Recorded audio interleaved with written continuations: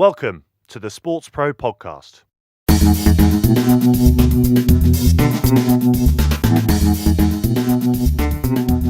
Hello again, and welcome everybody to another SportsPro Podcast. My name is Eoin Connolly. I'm the editor at large at SportsPro. I hope you're all very well. A couple of guests with me today. Delighted to have back with me SportsPro editorial director Michael Long. Hi, Mike. Hello, Owen. And we have a very special guest for this one because it is a new member of the SportsPro team, but you will know him best as the co-founder of Two Circles, also a non-executive director at the English Institute of Sport, and as of the last couple of weeks, senior contributor and advisor to SportsPro, Matt Rogan. Hi, Matt. Yeah, hi. Thanks for having me. So tell us a bit about what you're going to be doing, Matt, and what we can expect from you. Well, there we go. That's the big question. So, I guess as you mentioned, I'm proud to have co-founded Two Circles, and we were one of three amigos with Gareth and Claire, my wife, and myself. Led the business as chief exec, then exec chairman, and now play a co-founder role. It's always changing the world of Two Circles. To continue to play a support and challenge role there. A couple of other non-exec directorships that I really enjoy, but I have a real passion for writing and content. I wrote a book, literary degree, wrote a book in 2011 before the London 2012 games, actually with my dad, and had a real itch that I wanted to start scratching again. And so delighted to be working with the SportsPro team. And I guess where we felt together it was the best place to focus was just giving a bit of a sense of maybe what I've learned through the Two Circles journey, learned through talking to organisations on an ongoing basis about how to weather the current storm that we're all facing, and not in terms of trends or deals or anything like that. Some of the macroeconomic stuff that you handle really well yourself, Owen, but it's more about how do I as a leader navigate the challenging times that I'm going through. And so hopefully there'll be some pragmatic advice and things coming from me that I hope will be of use to as wide a SportsPro audience as possible. We are going to start by looking at a piece that you've done for the SportsPro website, and that is going to be concluded in the next issue of the SportsPro magazine, which I believe, Mike, is 110. 110 indeed, yeah. Which you can all expect to see in about the next month, and that is looking at some of the things that you've noticed companies doing that others can learn from about how to weather the Covid-19 storm. Basically, some of the best practices to fall back on, what you've called your brilliant basics, which sounds a bit like a non-threatening dietary program, but I think is also very pithy way of addressing the kind of things that companies need to be thinking about at this point. Yeah, I guess the intention behind it was to, in our industry right now, everything is so turbulent. I think there's a general sense that we need to rewrite 3-year plans and build long-term strategic goals that address the new world. And frankly, I don't think it's the right time for any of that. I think currently we're in a world of navigating the short term, probably looking 6-9 months forward. Everything's changing at a strategic governmental level, and so whichever country we're in. And so to that extent, it's really just a set of things I think I've seen done really well across the industry and across geography, just to help us manage in the short term and keep some continuity. As you've alluded to, this is the first piece of a series we pulled together. So this one's just about keeping the wolf from the door, managing in the short term, call it what you like. And then if organizations can stay in that place successfully, then in due course in the rest of the article, we'll get a little bit more into how you set yourself up and how you need to be brave to get through to whatever your sport might look like in 2, 3, 4 years' time. Yeah, I mean, one of the things that's really interesting, and we actually spoke to Gareth, your co-founder at Two Circles, about the trajectory of the sports industry in a macro sense, which is a difficult thing to predict in some respects, because the sports industry, while we've been playing sport for quite a long time, in most places as an industry, it's pretty young, and there hasn't been anything like this. And even if you look back to to the Second World War, say, for something that was a complete stoppage, there isn't really anything, there wasn't really anything like the same kind of business around sport at that point. So there's no reference point. But even then, like, the comparison between the top line, how is the industry going to do, is very different from what most people who work in it are going to be worried about, which is, is my business going to survive this? Is my job going to survive this, etc., etc.? So I think it's certainly a valuable perspective to offer. Sorry, Karen. I was going to say, so you're right in that there is no direct comparator at all, at least not in the sports industry. One of the challenges I think the sports industry faces today is that it reminds me a bit, I'm old enough to have kind of worked through the dot-com boom and bust. And what you saw there was organizations and companies staffed up and fueled up for growth because growth was a constant. And if you then shave anywhere near like what Two Circles, I think rightly are predicting, a 40% year-on-year decline in revenue, and you're resourced up and tooled up for growth, then ultimately that business model doesn't work and very quickly unravels. And so I think the challenge we have here is at a macro level, we have to understand the macro, because the way in which you manage a P&L and a balance sheet, if that revenue growth decline number is 20%, is completely different if it's 40%. So you have to understand the macro. But as you say, the reality of today is, what am I doing in terms of my furlough plan? What am I doing in terms of my team engagement? How much cash have I got in the bank? And so the real challenge for all business leaders today is to kind of say, okay, well, what's the macro environment? What are the scenarios I'm going to plan against? Because I can't possibly only credibly plan my business for one of these scenarios. But what does that mean for what I do on Monday morning at 9:00? And it's that tension is the most challenging thing, I think, for leading through this. I mean, let's just run through, just before we get on with this conversation, we'll just run through these brilliant basics.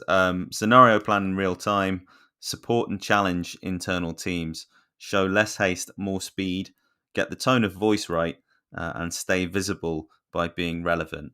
Sure. Well, I think the first one I touch on is a little bit like I was alluding to in my last comment, is actually just the live nature of that scenario planning. So it's no time for a 3-year business plan yet, I would suggest for most businesses, but it's absolutely time to have 3 scenario plans where either this, that, or that are plausible scenarios for how my business is going to play out over the next 3 years. Over the next 3 months. And that might be some sport, that might be no sport, that might be getting completely back to normal. And against that, this is the costs I'm going to have in my business. This is the way I'm going to set my team up. This is what my operational plan is, my marketing plan is going to look like, and so on and so forth.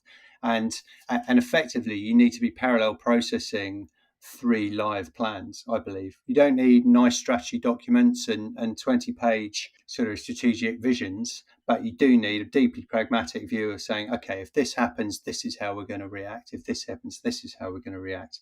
When you have London Business, some of the people I talk to, sort of London Business School, I talked to Rebecca Homkes, for example, who's a lecturer there, and she said, look, I'm a lecturer in strategy at London Business School. I can tell you, this is no time for strategic plans. Nothing will be perfect, but we have to prepare for the different scenarios we're operating under. And underneath that is just say, look, under each of these scenarios, what can I convince myself and therefore get confidence myself and therefore talk to my shareholders, therefore talk to my team, that whatever happens, we can get this business through with enough cash flow to survive. It's kind of that simple, really.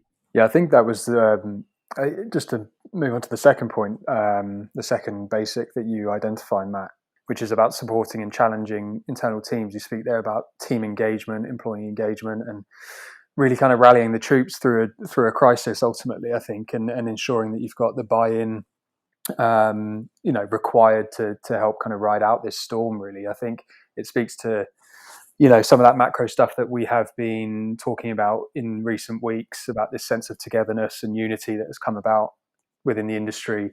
There's examples of it across multiple sports as well, but distilling that down onto a very focused business level, where you're ultimately, as a business leader, whilst working remotely, and you've got teams and people spread all over the place, trying to keep that culture going, keep everyone pulling in the same direction, the importance of communication, and showing empathy as well within all of that. Not being afraid to kind of challenge your teams, to have frank conversations and tell it like it is. Face some of these challenges head on that we're experiencing, but then throughout it all, showing support as well, and empathy, and appreciation that sometimes whilst you are leading a business, perhaps it's the department heads or people on the front line, so to speak, who are actually innovating and delivering value really for your business and its clients. So I think I think that was a great one. This speaks to, as I said before, that kind of broader trend that we have seen in recent weeks. Whether it lasts on a macro level, who knows? But I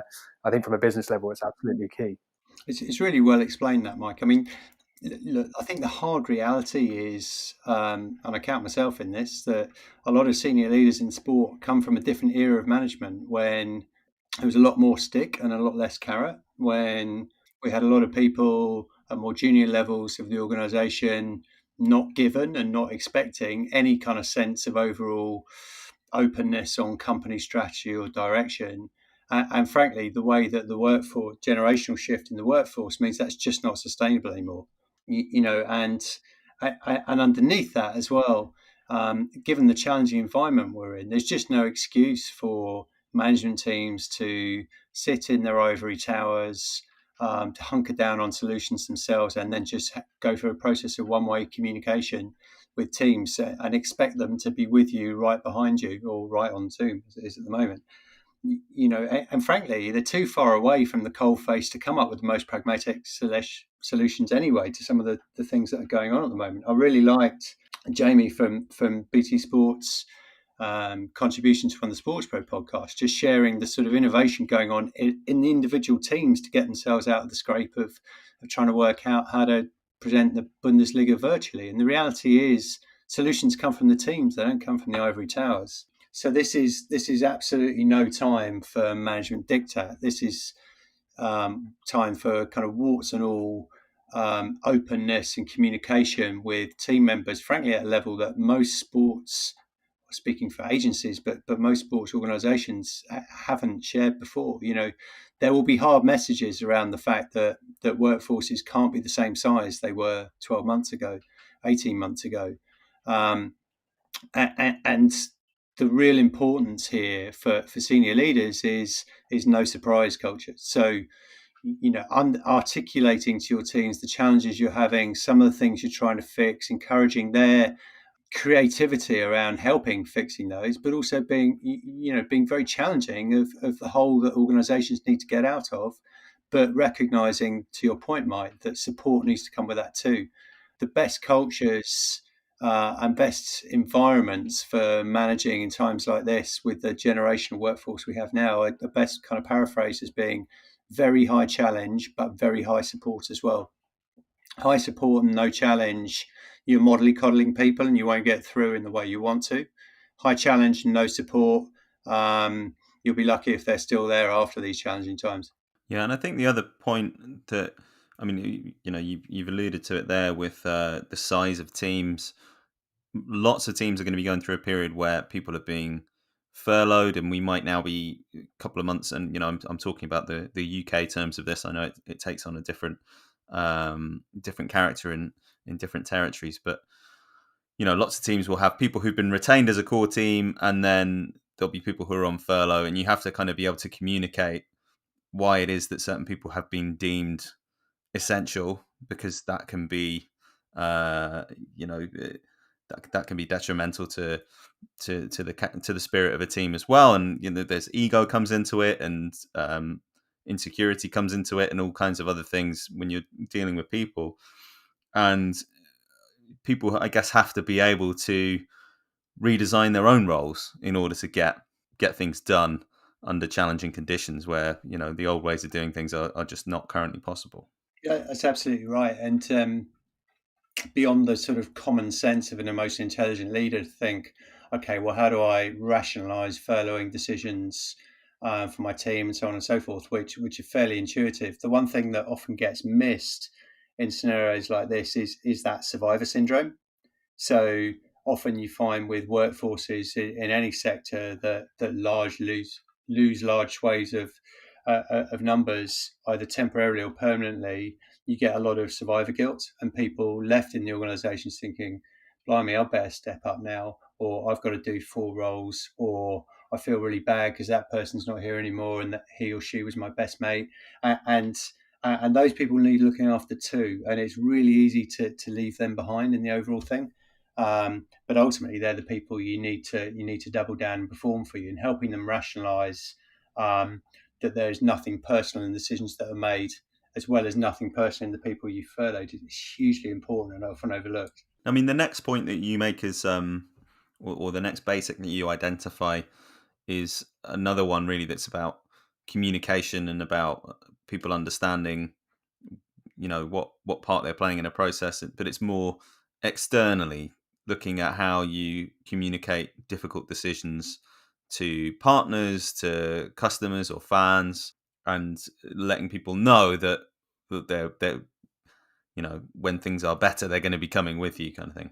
Yes, absolutely. And I think it's worth taking a step back on this one, and just if one of the sort of silver linings, if you like, of the current crisis we're going for is that I think general public has sort of started to dawn on them that stuff is making things happen in any walk of life is complicated. It's not that easy sometimes just to create enough medical equipment to get in every hospital in the country overnight. It's not that easy to just invent a vaccine any more than it's really easy to all of a sudden create a new sporting competition or work out what to do next with the ones you have. And so if I had a criticism maybe of some sporting organisations, it would be perhaps they acted a little hastily in terms of making decisions on events that were a fairly long way out, without just letting things settle and take some more time to make the right call. And then when you do communicate, be able to communicate with absolute clarity.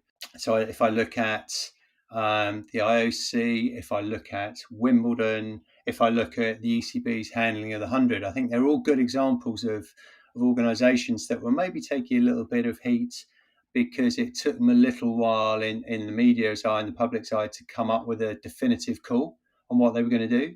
But when they did communicate, they communicated 2 or 3 levels worth of information in a really robust way, and ultimately were able to bring athlete bases, supporter bases, and things with them in those decisions. So if I speak personally for my experience as a punter buying tickets for my family on the 100, I had a refund in my bank account almost the same day that the 100 communicated that they were postponing for a year. It was just deeply impressive in the midst of all the complexity they had to go through. And I do think underneath that sometimes on the back of the understanding, I think that probably more than ever before exists in the general public as some of the challenges of putting on global sporting events.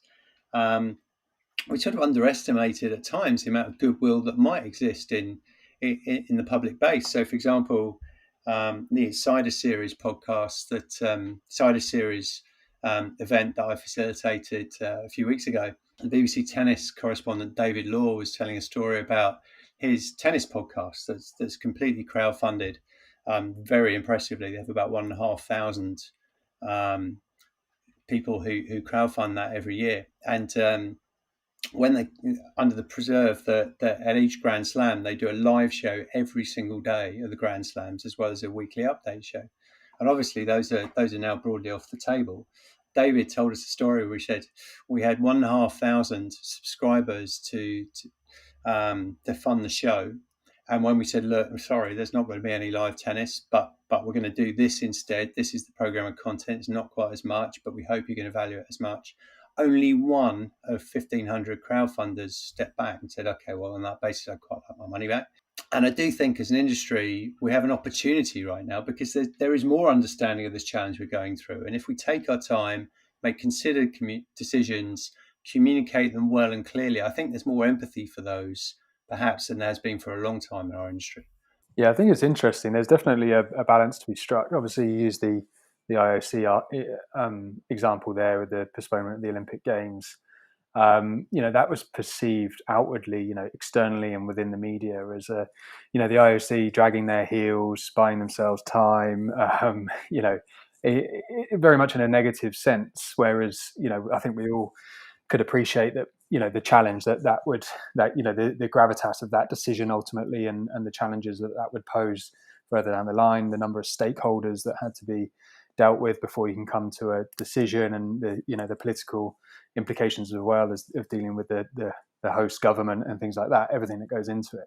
But as you say, I think perhaps that does speak to the way the IOC is traditionally communicated and the way it's come across, and the public perception of that particular organisation. But I don't know, just thinking out loud really. But I think there is certainly a balance to be struck. But I think one of the things that comes across in your piece really is this this sense of pragmatism, this need to be realistic, and just that's from the fan perspective, from sponsors and broadcasters showing an understanding of the difficulties that are involved in this current situation, to the governing bodies and sports leagues themselves. I think everyone just needs to take a breather. There is this general clamour within the media and elsewhere to or insistence upon immediacy and needing decisions to be made immediately, and at a time like this, you don't a knee-jerk reaction isn't necessarily going to benefit you. I suppose you look at the French Football League, and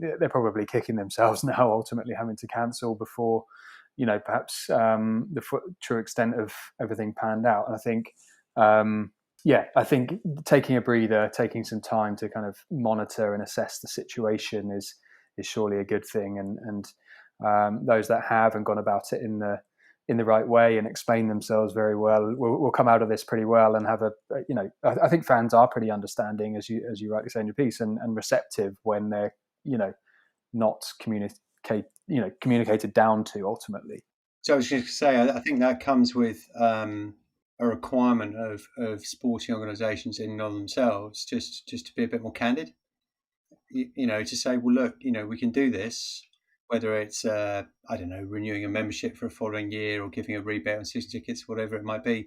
But the net impact on this, on our organisation, rightly or wrongly, might be that we might not be able to pay player salaries, or that actually we have an issue around whether we can be a going concern beyond the next 12 months. And I think as long as that's communicated openly and honestly with no hidden agendas, I think people will be very receptive to that.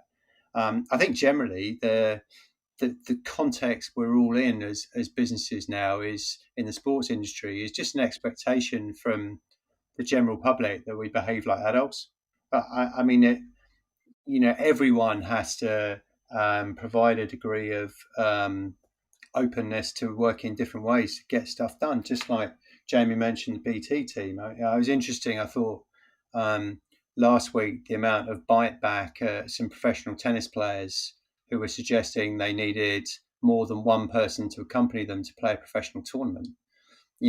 Sure, I'm sure you do in in an ideal scenario, but none of us are in an ideal scenario right now. And so I think as long as organisations act with pragmatism, I think we've got a way forward.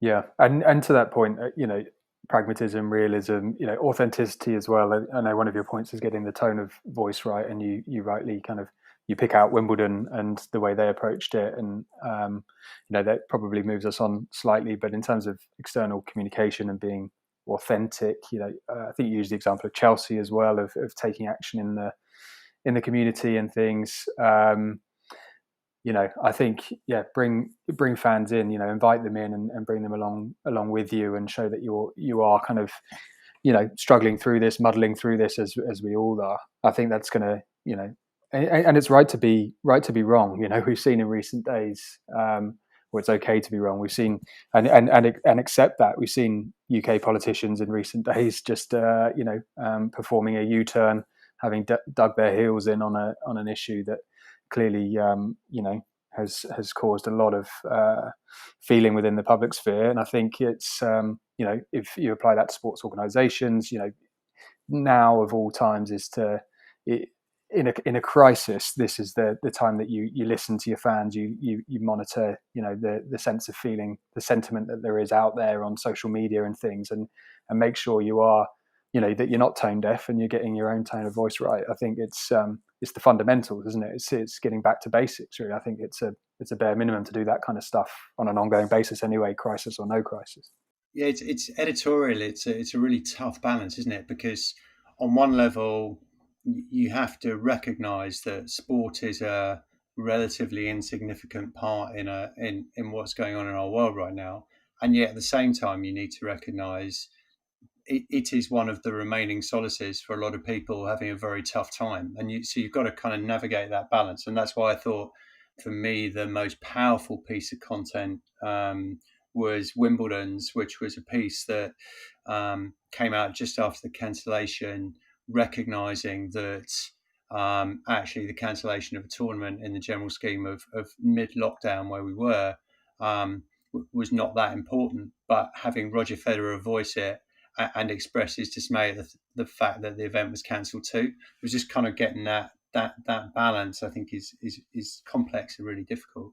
The most frustrating moment I've seen through the whole thing was actually something that way back when I was involved in. I was heavily involved in one of the early series of Footballers' Cribs through an earlier part of my life at MTV, when glitzy walks behind music stars and sports stars' homes, as opulent as they were, was very of the moment. Seeing MTV announce another series of Footballers' Cribs at the moment, albeit delivered virtually, I thought was about as inappropriate and missing the public mood as anything I've seen, compared to, as you noticed, as you mentioned, sports stars of all different walks of life starting to play very influential and appropriate roles in getting the tone of voice right across the world, given some of the challenges we've got. So, yeah, I wasn't very proud of my MTV background over the course of the last few weeks for that reason. But I think the other thing was the other thing that comes to mind was that video that was played probably when in most countries would have been in the first couple of days of lockdown, or just approaching it, or perhaps slightly further on in a couple of cases. But that video of all the celebrities singing Imagine, one line each in various keys, which was quite a cringy moment, but also just kind of divorced from any context. And I think one of the things that was interesting about the way Wimbledon approached their cancellation, and the way others have done as well, is that it's that appreciation of, okay, this moment is very big, but for a lot of people, this is going to be the context in which they process how big a moment this is, that Wimbledon is cancelled. It's the first time in peacetime that that's ever happened. And, that's a big part of people's summer that they will have been marking it around. I think it was something I quoted in a column the other week, which is Rory Smith, who writes for the New York Times, but is based in the UK, made the point that, the British summer is kind of demarcated around some of these major events. It's a big cultural thing that, Wimbledon is at the end of June, Glastonbury is just before, you're running through like Test cricket and everything, and until the Edinburgh Festival at the end of August. And that's how lots of people will have processed their lives over the next few months. And that's gone. So suddenly you are aware of how adrift you are. And I think that the rights holders and the partners who manage to get their head around that and think that while this isn't a big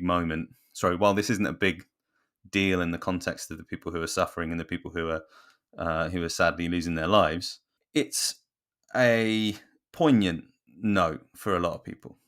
Absolutely, and to their great credit, in UK yesterday, I thought Sky did a fantastic job of pulling that social context very appropriately back into the return of the Premier League.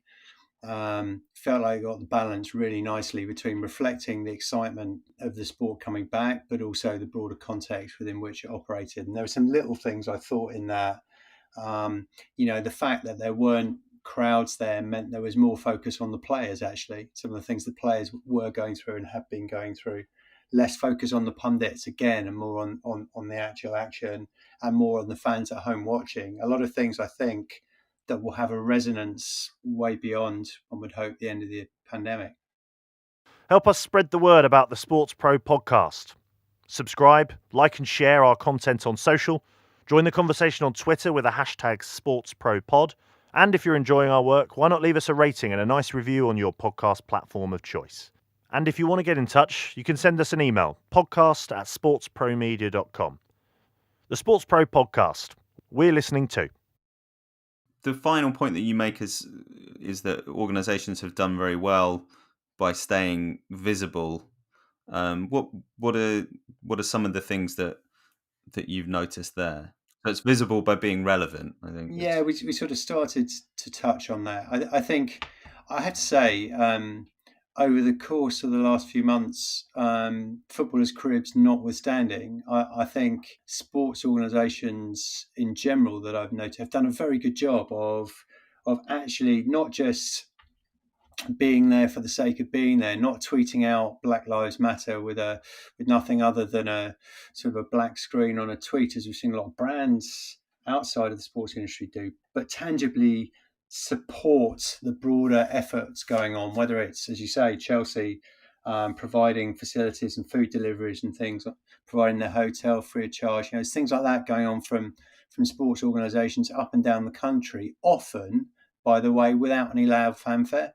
And I think that's the important thing is some of the things that have been going on, you've almost had to chance upon.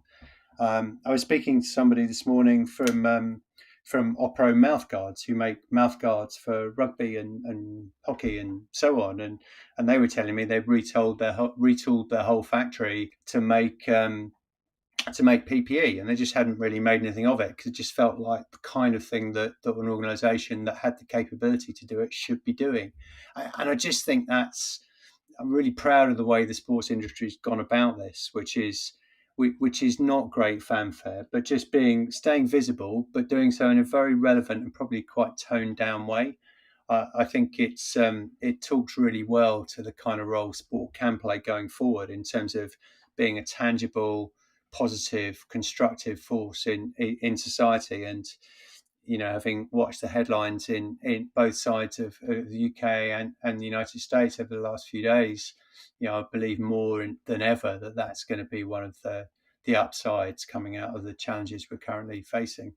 I think one of the things that's really interesting about this point is, yes, it was great for teams and manufacturers like Opro and and other organizations to think about how they could help in an emergency. But what's interesting now, particularly for the next 18 months, when we think we're going to be still working through unconventional times, but even beyond that, I guess it can serve as a kind of an audit. What assets do we actually have? What skills do we actually have? What links do we actually have to communities and to other groups? Absolutely right, and also as well as that, I think what capabilities do we have in our own organisations as a result of completely retooling them on no notice that might have kind of broader opportunity for us going forward. I heard Dave Brailsford from Ineos and previously Team Sky cycling teams talk a couple of days ago about the role of Ineos had started to provide hand sanitizer from large parts of their organisation, and that had switched them on to the fact actually there might be a commercial offer going forward in terms of sort of health and safety provision in sport, because they saw that as a good big sector going forward. So in a lot of ways, I think it's an audit of what your organisation currently provides to society, and if it doesn't currently provide it, might it? We have up and down this country an inordinate in England an inordinate number of very strong facilities in the middle of urban conurbations in football and rugby and cricket clubs that lay empty for, let's say, 11 months out of 12 on average. If we're not talking about conferencing and events, what other things might those facilities that have catering, that have all sorts of other things, that have retail capability and so on, what might they actually be able to do in a much more holistic way to contribute back to society that also helps balance the books a little bit? Hopefully, some organisations have had their eyes opened a little bit to some of the assets that previously they've taken for granted. Yeah, I think it's something that will come to light in your second piece for us, Matt. In terms of, I won't go into it too much. I don't want to spoil it for anyone listening or reading. But I think that notion of looking beyond the bubble really for inspiration, organisations in sport, leaders in sport, really taking the leaf out of other industries, other areas of society that experience similar or very different challenges, but and evaluating supply chains and things like that, and just being more open-minded to seeing where sport fits into the broader landscape of things, but also vice versa, and what sport can learn from other kind of areas of society. I think it's certainly a really interesting subject for anyone leading a business. You can't do this in your own bubble or in isolation or anything like that. No, not at all. And I guess you're right. That's for another day. I think probably the main message for the short term is it's amazing how many businesses I talk to in sport today still, and I say, well, how's the business? And they'll say revenues are looking this, or the funnel looks like that, and that's not how the business is. That's how one component of the business is. How's the business today is how's your cash, how are your customers, and how are your people? And if you do nothing but focus the next 6 months on those three things, you're not going to go that far wrong.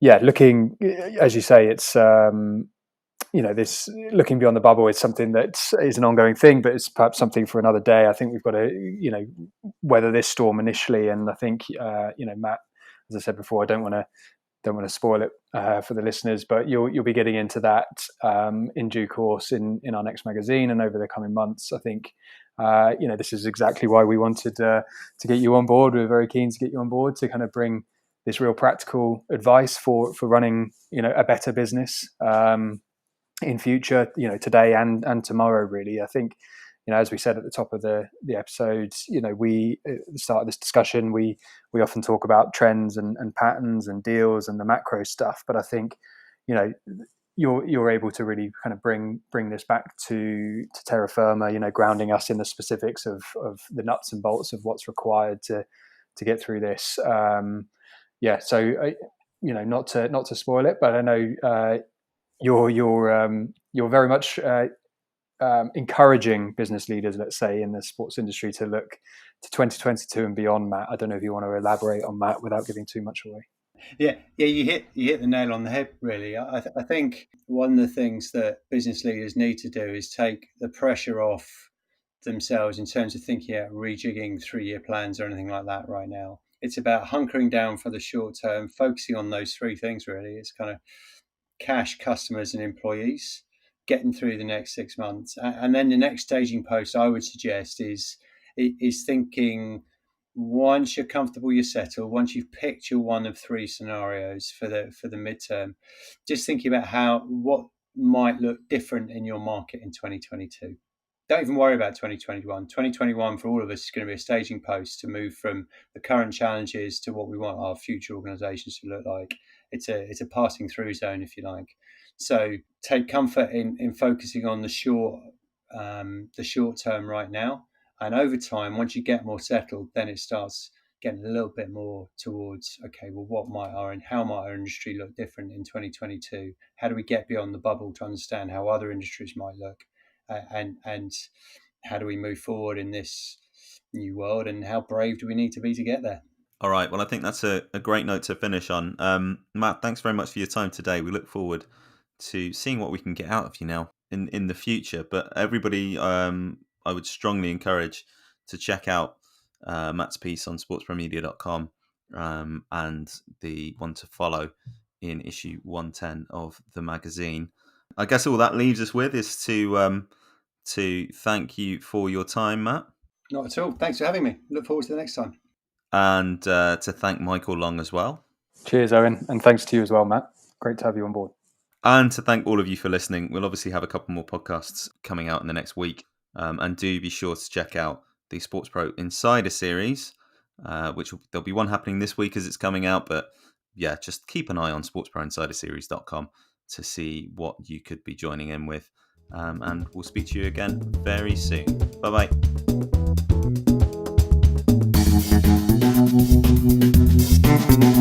The SportsPro Podcast is published by SportsPro Media. The producer is Ed Dixon.